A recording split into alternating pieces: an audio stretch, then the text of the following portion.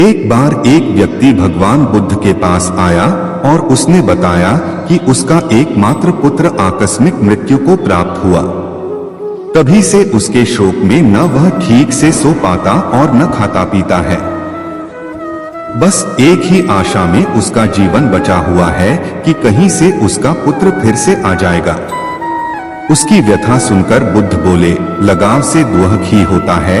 उस व्यक्ति ने असहमति जताते हुए कहा कि आप गलत कह रहे हैं। लगाव से कष्ट नहीं होता, वह तो प्रसन्नता और आनंद देता है। बुद्ध कुछ और कहते, इसके पहले वह वहां से चला गया।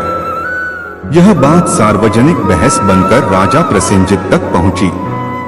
उन्होंने रानी के समक्ष हुई बातचीत में बुद्ध को गलत ठहराया।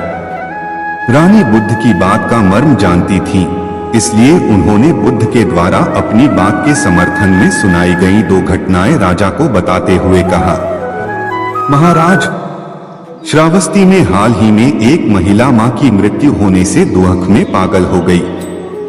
2 प्रेमियों ने लड़की का विवाह किसी और से हो जाने पर आत्महत्या कर ली। इससे यही प्रकट होता है कि लगाव से दुख होता है। क्या आप राजकुमारी को प्रेम करते हैं? राजा चकित होकर बोले, अवश्य ही करता हूं। रानी ने प्रश्न किया, यदि वह किसी दुर्घटना का शिकार हो जाए तो क्या आपको दुख न होगा? राजा ने स्वीकार किया कि उन्हें दुख होगा। अब वे बुद्ध की बात से पूर्णतः सहमत हुए। वस्तुतः लगाव या प्रेम आनंद देता है, किंतु अनुकूल परिस्थितियों में यह संभव होता है। प्रिय पात्र के अभाव या उसे कष्ट में देख यह प्रेम दुख में परिणत होकर तकलीफ देता है।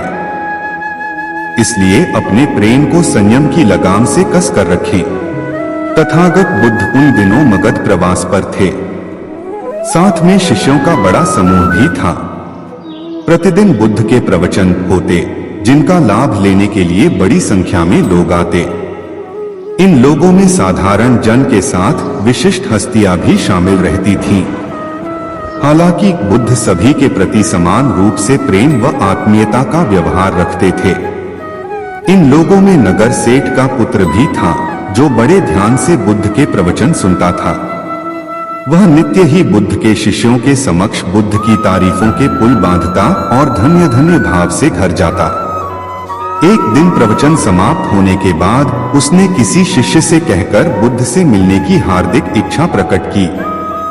जब उसे बुद्ध के सामने ले जाया गया तो उसने उन्हें साष्टांग प्रणाम कर कहा, भगवान, आप जैसा तपस्वी और ज्ञानी व्यक्ति पहले न कभी हुआ था और न भविष्य में होगा। यह सुनते ही बुद्ध ने उसकी बात बीच में ही रोककर कहा, वत्स, क्या तुमने इतना अध्ययन कर लिया है कि अब तक कितने संत महापुरुष हुए हैं?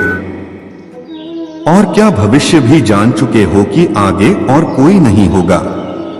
युवक लज्जित भाव से चुप खड़ा रहा, क्योंकि इस बात का उसके पास कोई जवाब नहीं था। बुद्ध ने अपनी बात समाप्त करते हुए उसे सीख दी, सदैव अपनी आंखें खुली रखो। जो जैसा है उसे वैसा ही महत्व दो। किसी से उसकी तुलना मत करो। कथा का सार यह है कि किसी भी क्षेत्र के अधिकारी विद्वान की स्वतंत्र रूप से प्रशंसा करना उचित है, किंतु सर्वश्रेष्ठ बताना अनुचित, क्योंकि श्रेष्ठता को व्यक्ति, समय व स्थान की सीमाओं में नहीं बांधा जा सकता।